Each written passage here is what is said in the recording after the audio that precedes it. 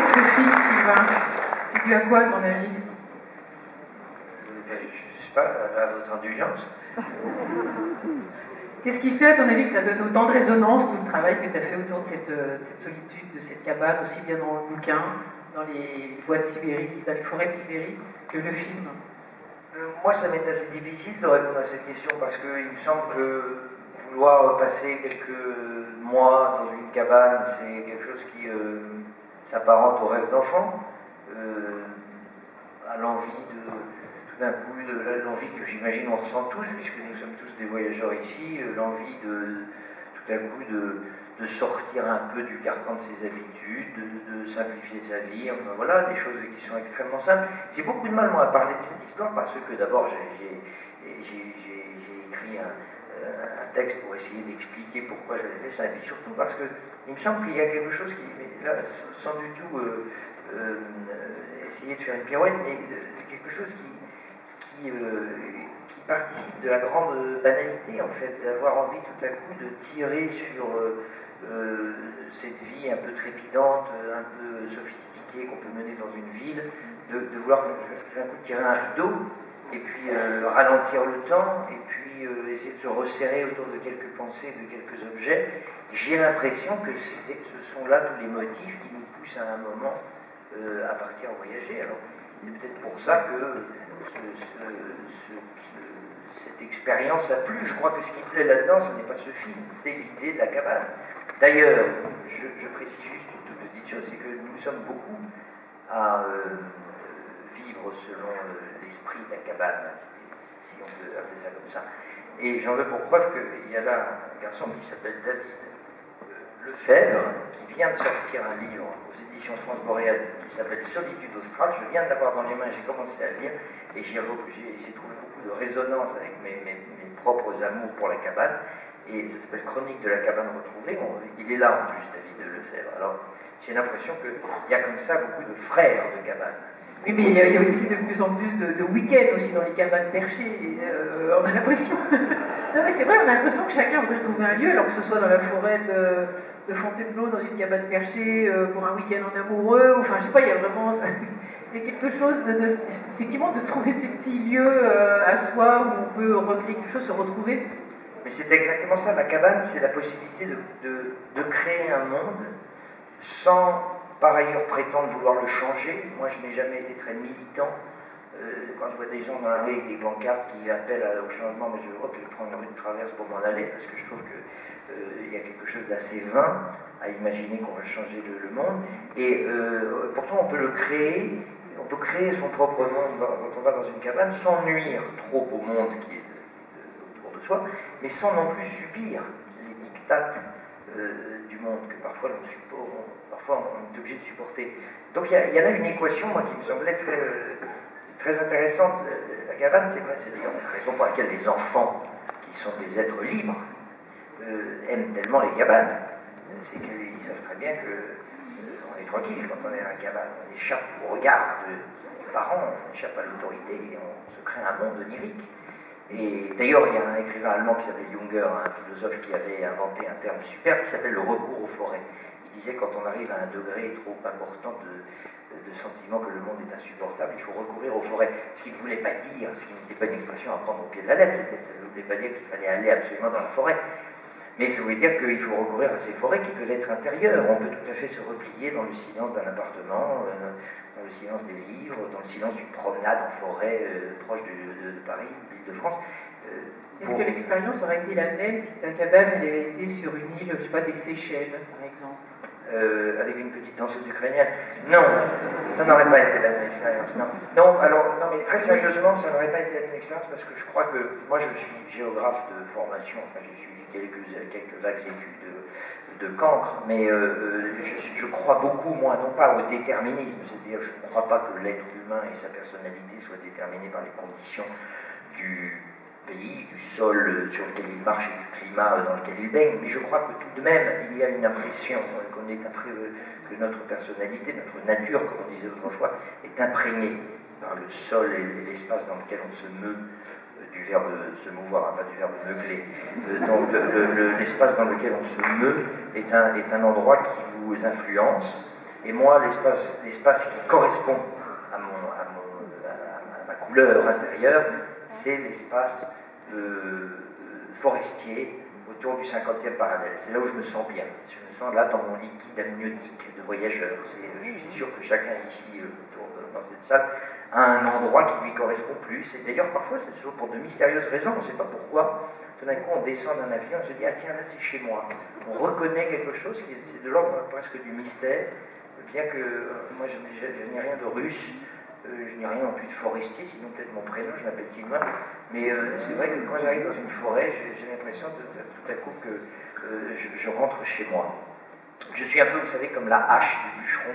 Il y a un proverbe turc, quand le bûcheron rentre dans les arbres, dans la forêt avec sa hache, les arbres disent « Courage, le manche est des nôtres ».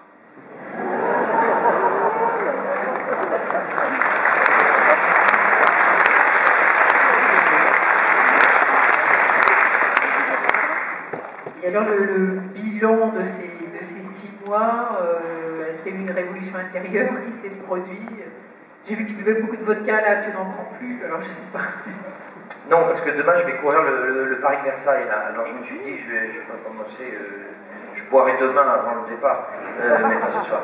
Non, un bilan, c'est difficile de tirer un bilan. Moi je n'ai pas vraiment fait cette expérience du retrait pour essayer profondément de me transformer, mais c'est parce que je pressentais qu'il y avait là une manière de se trouver dans une atmosphère propice à l'écriture et à la méditation autour de ces thèmes que sont la solitude, la simplicité, le rapport au temps.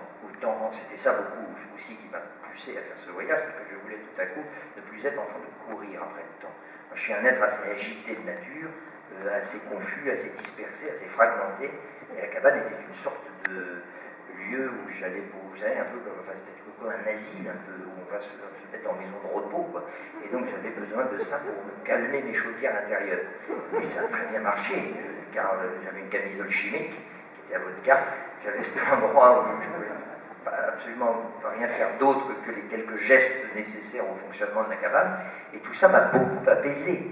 Dire qu'il y a eu un bilan, ça voudrait dire que j'ai changé, je ne crois pas. Non, en revanche, quand j'étais dans cette cabane, oui, alors là, tout à coup, je me suis proprement réconcilié avec le temps. J'aime beaucoup, moi, cette idée que le voyage, d'ailleurs, est un rapport que l'on essaie d'établir avec un temps retrouvé, apaisé, réconcilié.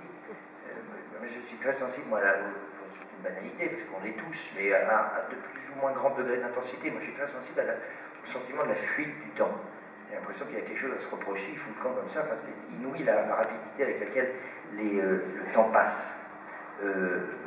Et au point d'ailleurs que je ne porte plus de montre à mécanisme horloger qui font tic-tac. Je préfère la montre à quartz qui ressemble davantage au sablier, le temps s'effilant dans le silence du glissement de la silice, du sable, du cristal. Enfin non, on s'égare un peu, mais ce que je voulais dire,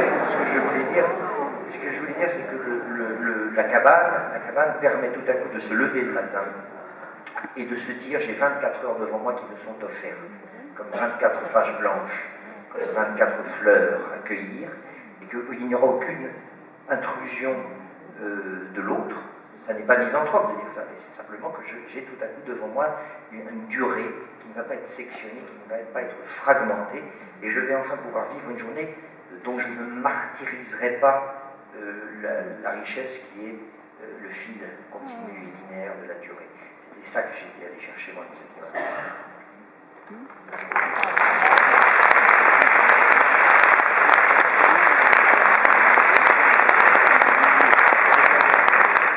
Là encore, comme dans le film précédent, où on a vu qu'il y avait un chien, je sais pas pourquoi j'en ai parlé de chien aussi, il y avait kayak, et là aussi tu étais avec 2 chiens.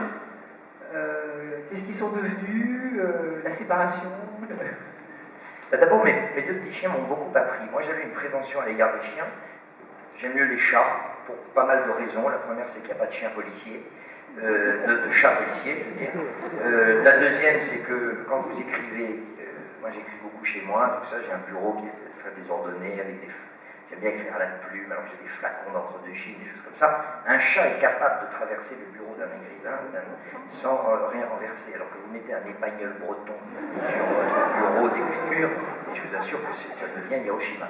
Alors, j'avais des préventions à l'encontre des chiens, et les deux petits chiens que j'ai reçus en pension, qui m'ont été confiés par un garde forestier de la réserve dans laquelle je me suis installé, ces deux petits chiens qui s'appelaient Aika et Beck, d'abord je les ai aimés, ils ont rompu ma solitude évidemment, puis surtout ils m'ont appris quelque chose qui revient à ce que je disais juste avant, à savoir que le chien vous apprend tout à coup à apaiser votre rapport avec le temps.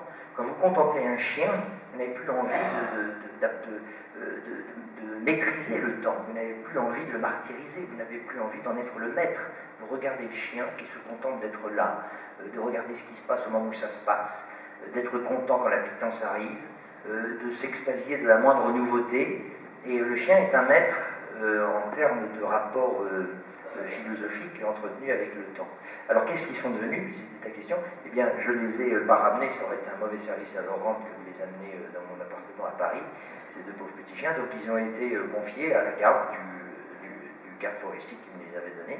Et puis ils vivent très bien, j'ai des nouvelles de temps en temps, et ils prospèrent sur les rives du lac le long desquels ils sont nés. Est-ce que c'est facile à trouver une cabane comme ça? C'est vrai que si on a tous une petite cabane quelque part dans la tête et qu'on aimerait qu'elle prenne forme, hein, ça se trouve comment une cabane comme ça au bord du lac? Moi j'ai trouvé cette cabane parce que j'avais fait de nombreux voyages autour du lac Baïkal, à moto, sur la glace, à pied, en canot, et j'avais repéré cette cabane. Je suis tombé amoureux de ce lieu, comme on tombe amoureux d'ailleurs des êtres, et moi je pense qu'on peut également tomber amoureux des lieux et ressentir des coups de foudre. En plus, les lieux, ils ont cet avantage sur les êtres qu'ils ne s'en vont pas. Donc, je tombe beaucoup amoureux des lieux. Il y a une certaine fidélité du lieu à celui qui en tombe amoureux, étonnamment.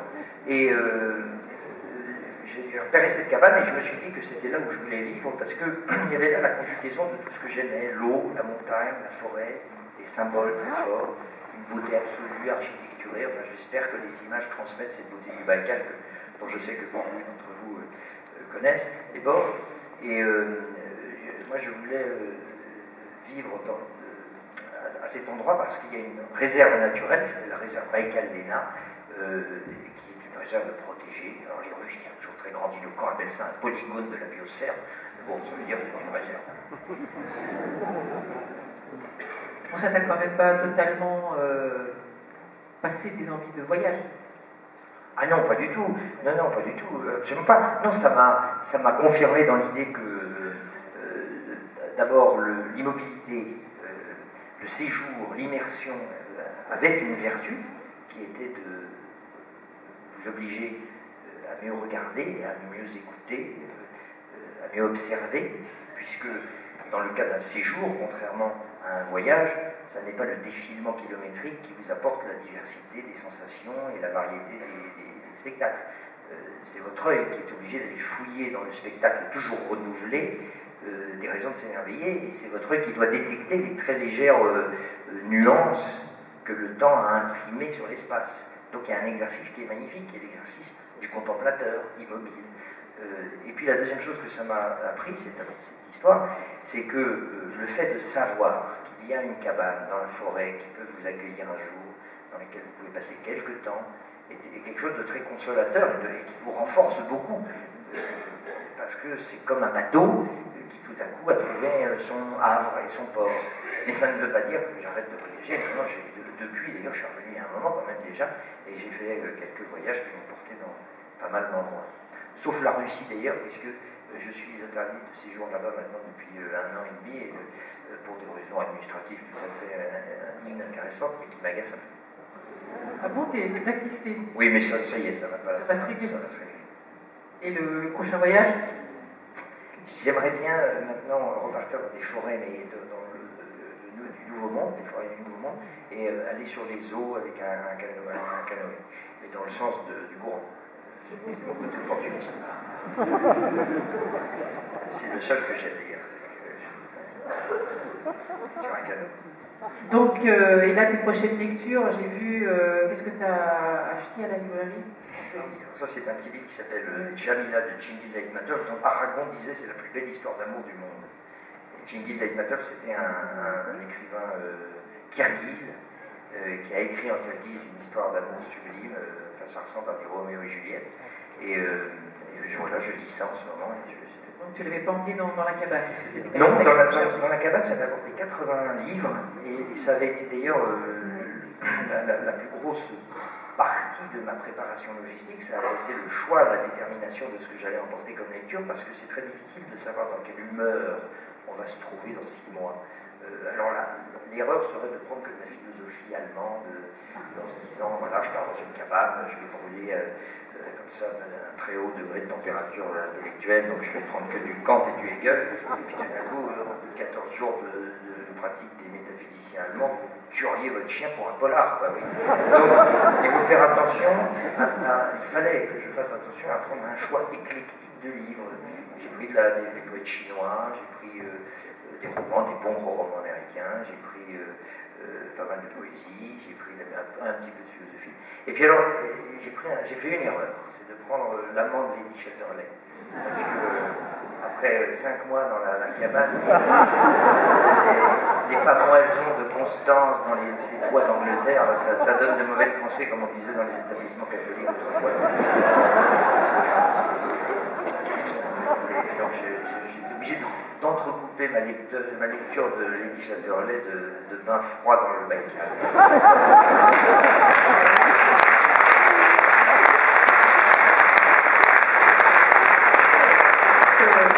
Toute cette lecture, ben ça te donne effectivement une épaisseur incroyable. À chaque fois qu'on lit des livres, on en sort un peu plus intelligent que quand on a commencé. C'est parce que je mets les citations des autres. Oui, c'est le problème, c'est non, mais c'est le mot de La Rochefoucauld. Il y a des gens qui mettent leurs livres dans leur bibliothèque, et puis il y a ceux qui mettent leur bibliothèque dans leurs livres. Ça, c'est un écueil. Oui, non, mais tu es un très très très gros lecteur. Et bientôt, tu vas aussi chroniquer des livres à la télé. Oui, bah alors c'est vrai que je suis un gros lecteur, moi j'aime profondément la lecture, et puis j'aime la lecture d'abord pour ce qu'elle est, c'est-à-dire tout à coup une conversation avec quelqu'un qui est mort ou pas d'ailleurs, enfin avec une pensée, et puis j'aime la lecture aussi parce qu'elle s'accorde à l'endroit. J'ai beaucoup l'idée que le livre, contrairement à ce qu'on pense, le livre qu'on lit dans un endroit ne met pas un écran, ne vous ferme pas, ne ferme pas vos sens à l'endroit dans lequel vous lisez le livre. Parce que parfois, on me fait le reproche, on me dit, mais lève le nez de ton livre. C'est vrai que parfois, je lis Lord Byron dans la jungle, et on me dit, mais regarde les arbres, je lis Lord Byron. Et en fait, je m'aperçois, moi, que quand on lit un livre dans un endroit lointain, et même si le livre n'a absolument rien à voir avec l'espace dans lequel on est en train de le lire, l'exercice de concentration est tel que du coup, tout ce qui vous arrive du monde extérieur, une saveur, une odeur, un parfum, un éclat, une couleur, quelque chose, vous l'absorbez beaucoup mieux que si vous n'êtes pas en train de lire. Enfin, je ne sais pas pourquoi, mais moi j'ai l'impression que cette infusion-là, eh bien, sa valeur et son intensité est décuplée par le fait que je suis en train de lire. Donc je lis en permanence, et la télévision, oui, je vais faire des chroniques de livres qui vont me permettre d'exhumer des livres dont on ne parle pas toujours, beaucoup de livres de voyage d'ailleurs, j'espère qu'on essaiera de le faire. Bon, très bien, on s'arrête là. Eh bien, merci beaucoup. Merci beaucoup.